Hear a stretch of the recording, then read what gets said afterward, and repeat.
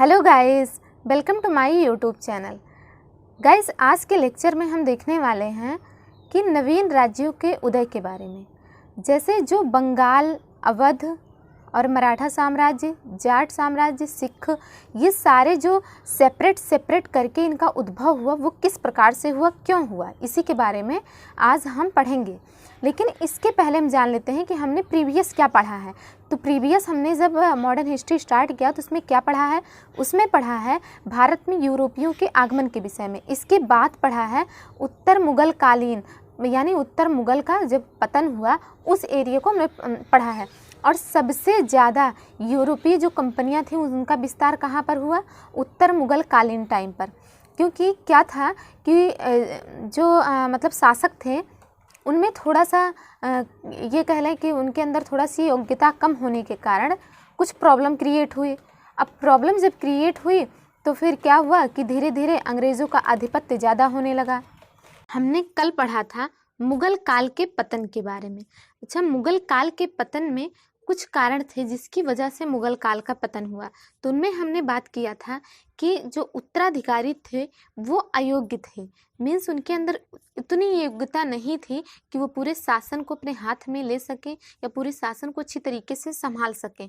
तो ये एक प्रमुख कारण था। इसके बाद थी कि दरबारों में जो है गुटबाजी होने लगी थी, यानी फैमिली में ही लोग अपने आप को सिक्योर नहीं फील कर रहे थे। तो ये सारी जो प्रॉब्लम्स थी, और दूसरी चीज़ तो फिर ये विदेशी आक्रमण जो हो रहे थे, तो इनसे क्या था कि मुगल काल का पतन जो है इसी वजह से हुआ। और इसी का रीज़न हुआ आगे चलकर कि जो नए राज्य जो है गठित हुए, जो स्वतंत्र तरीके से प्रभाव में आए, तो वो इसी वजह से आए। क्योंकि जब शासक जो है कमज़ोर हो गया तो धीरे धीरे करके एक एक पर्टिकुलर एरिया ये अपने आप को सोचे कि भाई जब अगर हमारी देख रेख अगर कोई नहीं कर पा रहा तो फिर हमें खुद ही स्टेबल होना पड़ेगा।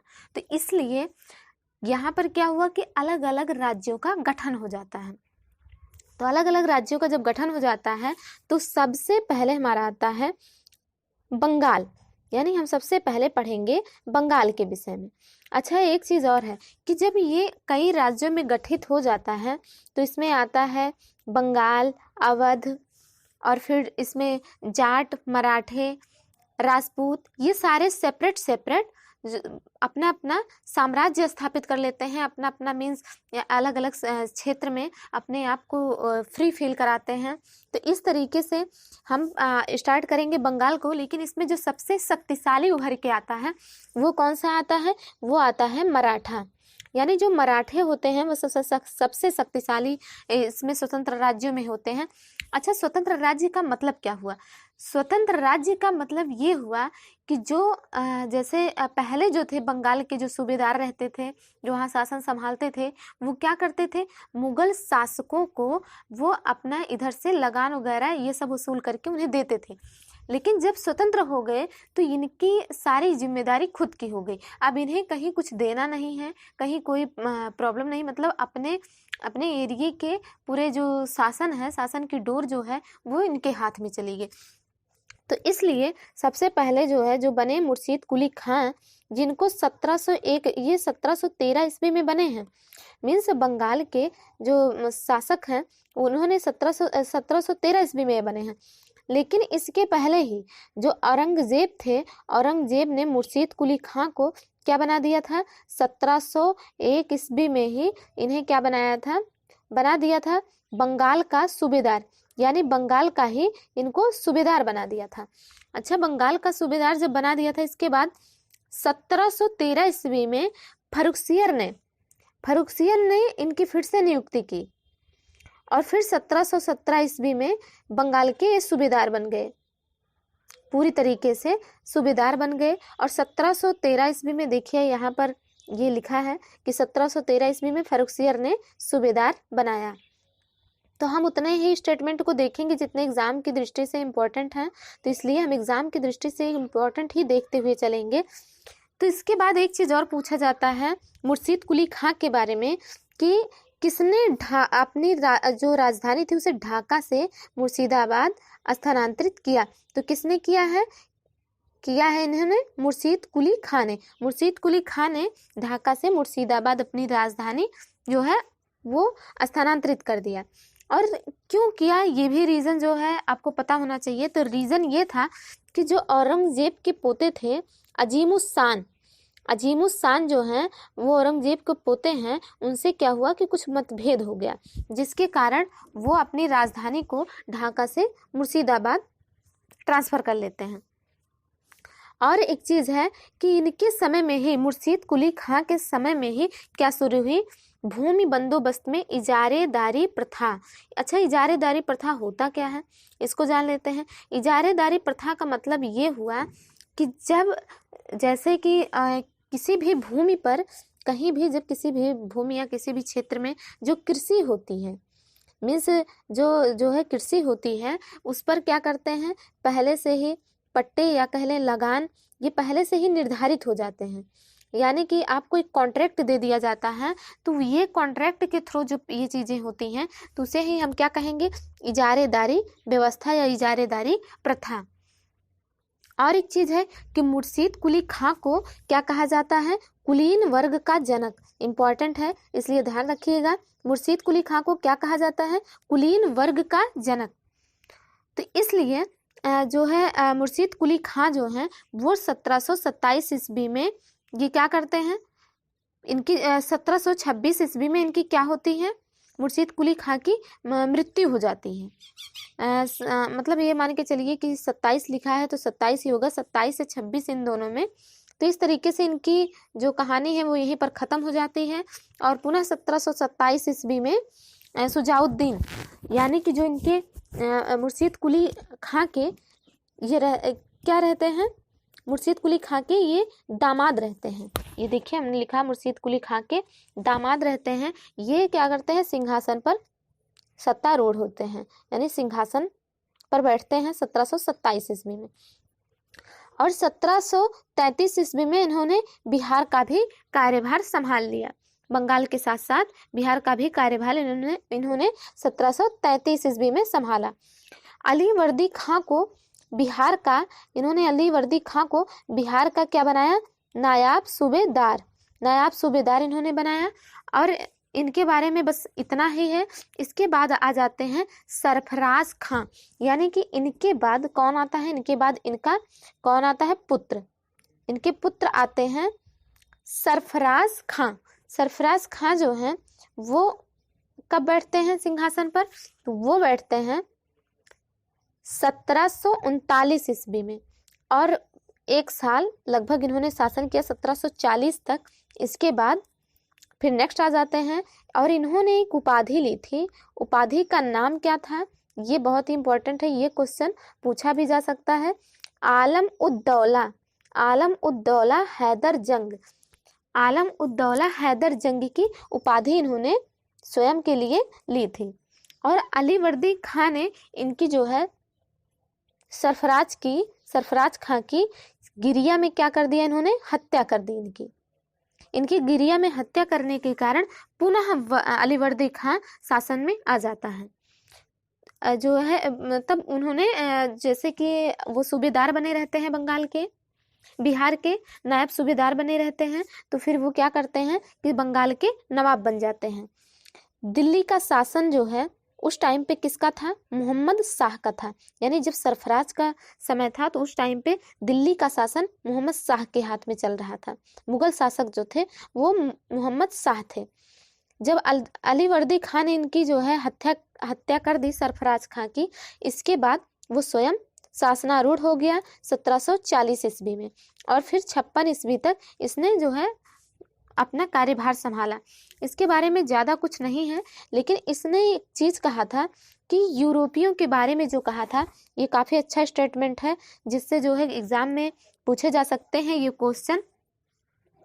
यूरोपियों की तुलना इसने मधुमक्खी से की थी। तो देखिए इसने कहा क्या था, यूरोपियों की तुलना मधुमक्खी से की और कहा कि यदि इन्हें छेड़ा जाए, मीन्स यदि यूरोपियों को छेड़ा जाए तो शहद, अगर ना छेड़ा जाए तो शहद देंगी, और यदि छेड़ा जाए तो ये काट काट कर मार डालेंगी। ये बहुत ही अच्छा स्टेटमेंट है।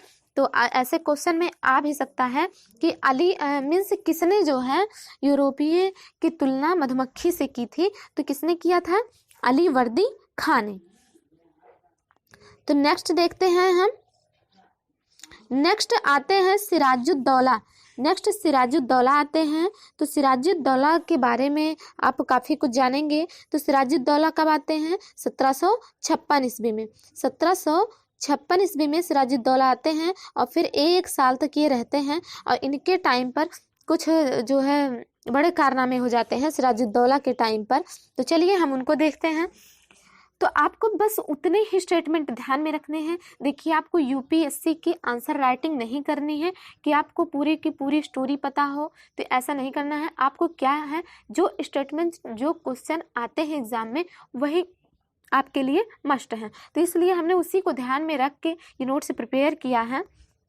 तो इसलिए आप देखिए कि सिराजुद्दौला की जो मीन्स कार्यकाल होता है वो 1756 से 57 के बीच में होता है। और आपको पता है कि इनके बीच क्या क्या चीज़ें होती हैं, 1757 में क्या घटना होती है। अच्छा, अंग्रेज़ों ने क्या किया, कलकत्ता और फ्रांसीसियों ने चंद्रनगर की किलेबंदी की, लेकिन क्या किया, सिराजुद्दौला ने मना किया। फ्रांसीसी तो मान गए क्योंकि भाई फ्रांसीसी उस समय क्या था कि ये बहुत ज़्यादा शक्तिशाली नहीं थे, तो ये तो मान गए, लेकिन अंग्रेज़ क्या हुआ, ये माने नहीं। अंग्रेज़ तो वैसे भी थोड़ा सा दुष्ट थे ही, तो वो किसी की बात मानते ही नहीं थे। तो वही था कि फ्रांसीसी मान गए लेकिन अंग्रेज़ नहीं माने। और फिर क्या हुआ आगे कि आगे सिराजुद्दौला जो है वो कासिम बाजार, कलकत्ता और फोर्ट विलियम क्या था, फोर्ट विलियम को जो है पुर्तगालियों ने बनवाया था। तो फोर्ट विलियम ये सारी इस पे जो है क्या किया, 1756 ईस्वी में अधिकार कर लिया। 1756 ईस्वी में इस पे अधिकार कर लिया। और उस टाइम पे अंग्रेज़ यहाँ पर जो जिनसे जो है युद्ध हुई, जिनसे उन्होंने जीता था, उनका नाम क्या था, गवर्नर ड्रेक और सेनापति मिंचिन, जो कि भागकर कहाँ पहुँचे, ये भागकर पहुँच गए फुल्टा द्वीप में। अबे जान बचाई इन्होंने अपनी फुल्टा द्वीप में जाकर। अब यहाँ पर क्या होता है कि एक घटना इनकी और घट जाती है 1757 ईस्वी में ही। 1757 ईस्वी में एक घटना ये होती है कि 23 जून 1757 को क्या होता है, प्लासी का युद्ध छिड़ जाता है।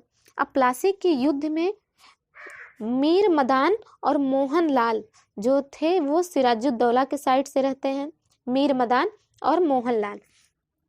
और कुछ फ्रांसीसी भी इनके साइड से अंग्रेजों से क्या करते हैं, युद्ध करते हैं। लेकिन इसमें क्या होता है कि मीर मदान जो है वो मारा जाता है और इसी में इसने मीर जाफर क्या करता है, ये अंग्रेजों से मिल जाता है, जिसकी वजह से ये आगे इसको नवाब बना दिया जाता है बंगाल का। अंग्रेज इस पर खुश होते हैं और इसको नवाब बना देते हैं। और ये घटना बहुत ही ज़्यादा ये समझ लीजिए धोखे की घटना थी। तो इसलिए आपको याद रखना ज़रूरी है कि जो मीर मदान है वो क्या करता है, मीर मदान युद्ध में मारा जाता है। तो कौन मारा गया था, मीर मदान। और मीर जाफर क्या करता है, वो भाग लेता है। तो इसलिए ये भी ध्यान रहे कि क्या होता है। और इसमें नवाब जो है वो भाग जाता है यहाँ से निकल कर, तुरंत जब स्थिति अपने कंट्रोल से बाहर होती थी ये भाग जाता है और भागकर कहाँ पहुँचता है, मुर्शिदाबाद जब पहुँचता है तो वहाँ पर जो मीर जाफर का लड़का था, मीर जाफर का लड़का जिसका नाम था मोहम्मद बेग ने क्या किया, कर दिया सिराजुद्दौला का कत्ल। तो इस तरीके से ये पूरी घटना होती है प्लासी का युद्ध। अब इसके बाद मीर जाफर के ऊपर तो अंग्रेज़ मेहरबान थे ही, तो इन्होंने क्या किया, अंग्रेज़ों ने मीर जाफर को बना दिया यहाँ का बंगाल का गवर्नर। तो इस तरीके से 1757 की जो प्लासी का युद्ध था उसमें मीर जाफर जो है क्या बनता है, वो बनता है नवाब, जो कि 1760 ईस्वी तक रहता है। एक चीज़ और है कि मीर जाफर जब बन जाता है तो उससे क्या करते हैं, अंग्रेज़ जो है आर्थिक रूप से उसका बहुत शोषण करते हैं। यानी जब भी उन्हें पैसे की आवश्यकता होती है या कुछ भी ऐसी आर्थिक मीन्स इकोनॉमिकल चीज़ों की आवश्यकता होती है तो वो तुरंत क्या करते हैं, मीर जाफर से लेते रहते हैं। तो जिसके कारण इसे क्या कहा जाता है, इसे एक चीज़ और कहा जाता है कर्नल क्लाइव का गीदड़, यानी उस टाइम पे कर्नल क्लाइव थे और कर्नल क्लाइव क्या करते थे, इसे एकदम बिल्कुल पैसे इनसे जो है चूसते रहते थे, जिसकी वजह से मीर जाफर एक गीदड़ के भांति हो गया था, इसीलिए इसे कर्नल क्लाइव का गीदड़ भी कहा जाता है। अच्छा, एक चीज़ और है इनके बारे में कि अंग्रेज़ों ने प्लासी की सफलता के बाद, देखिए यहाँ पर मैंने मेंशन कर दिया है कि इन्हें गद्दी पर बिठाया, और इसी समय एक चीज़ और स्टार्ट हुई जो प्लासी के युद्ध के बाद स्टार्ट हुई, और किसके टाइम पे स्टार्ट हुई, मीर जाफर के, यानी बांटो व राज करो। जो ये नीति आई, ये कब से स्टार्ट हुई, ये अंग्रेज़ों की नीति थी, ये स्टार्ट हुई कब से, मीर जाफर के टाइम से, यानी प्लासी के युद्ध के बाद इन्हें पता चल गया था कि जो मीन्स मुग़ल हैं ये आपस में ही जो है टकरा जाते हैं, यानी अगर हम इनमें से किसी को अपने साइड करना चाहें तो आसानी से कर सकते हैं और अब एक से युद्ध जो है जीत सकते हैं। तो इसलिए इन्होंने बांटो व राज करो की नीति अपनाई और आगे चलकर वो इसमें सफल भी रहे। तो फिर नेक्स्ट आते हैं इसमें मीर कासिम। मीर कासिम आते हैं जो कि अली वर्दी खां के बाद 1760 में आते हैं, 1763 तक मीर कासिम रहते हैं। अली वर्दी खां के बाद इन्हें जो है दूसरा योग्य शासक कहा जाता है। मीन्स ये जो स्वतंत्र बंगाल होता है उसके जो नवाब बनते हैं मीर कासिम, तो अली वर्दी खां के बाद ये दूसरे शासक होते हैं जो योग्य होते हैं। और इन्होंने अपनी राजधानी कहाँ से स्थानांतरित की, मुर्शिदाबाद से मुंगेर इन्होंने अपनी राजधानी स्थानांतरित कर ली। तो इस तरीके से आपको ये ध्यान में होना चाहिए कि ढाका से मुर्शिदाबाद किसने जो है वो किया था अपनी राजधानी स्थानांतरित, और फिर मुर्शिदाबाद से मुंगेर किसने किया है। तो ये क्वेश्चन आपको पता होना चाहिए, और नहीं तो आप हमें कमेंट डाउन करके बताइए। अब इसके बाद आते हैं मीर जाफर, यानी के बाद आते हैं मीर जाफर। 1763 से 1765 इनका जो है कार्यकाल होता है। तो कार्यकाल इनका कब होता है, 1763, यानी 1763 में ये आते हैं, गद्दी प्राप्त करते हैं, और फिर बक्सर का युद्ध इन्हीं के टाइम पे होता है, यानी 1763 से 65 इनका कार्यकाल है। तो बक्सर का युद्ध कब हुआ था, 1764 में। तो 1764 में हुआ था, जो कि इन्हीं के कार्यकाल में बक्सर का युद्ध होता है। तो नेक्स्ट हम देखते हैं,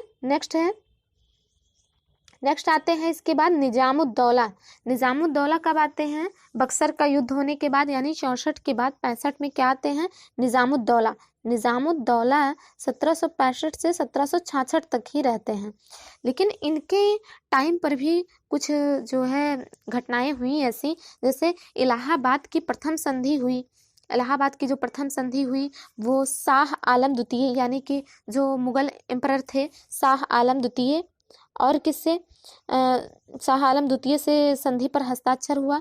और इस संधि पर हस्ताक्षर किसने किया था, शाह आलम द्वितीय ने किया था, निजामुद्दौला और क्लाइव, इन तीनों लोगों के बीच क्या हुआ, संधि हुई थी। और किसकी संधि हुई थी, इलाहाबाद की प्रथम संधि हुई थी, जो कि कब हुई, 12 अगस्त 1765 में। अब 12 अगस्त 1765 में पहली संधि हुई, और फिर 16 अगस्त 4 दिन बाद ही फिर से दूसरी संधि होती है, जिसमें कौन कौन शामिल होता है, जिसमें अब शामिल होते हैं शुजाउद्दौला और क्लाइव। तो इस तरीके से इलाहाबाद की संधि भी आपको पता होनी चाहिए, 1765 में हुई है।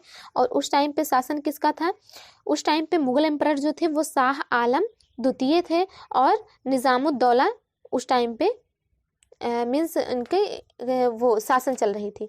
तो ये इतना ध्यान में रखिएगा। अब हम नेक्स्ट देखते हैं।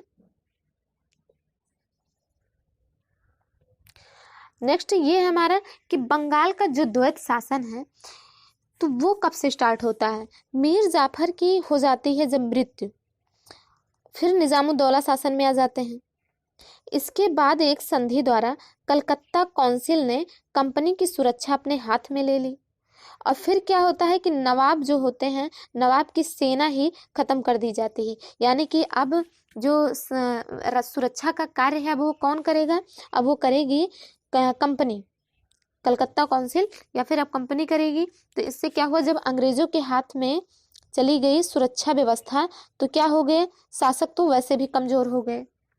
तो इसलिए यहीं से शुरू हो जाता है बंगाल का द्वैध शासन, और धीरे धीरे करके ये सब कुछ हथियाते चले जाते हैं अंग्रेज। तो इसके बाद जो है अब हम इससे संबंधित कुछ जो हमारे MCQs हैं उसको और आगे हम कल पढ़ेंगे। अवध, यानी कि अवध का जो अवध राज्य है, स्वतंत्र राज्य अवध बना था, उसके संस्थापक कौन थे और किस प्रकार से वो राज्य बनता है, इन सभी विषयों पर हम कल देखेंगे। तो अगर आपको ये वीडियो इन्फॉर्मेटिव लगा हो और अगर कोई आपके पास क्वेरी हो, कुछ भी आपके पास सजेशन हो, तो आप हमें कमेंट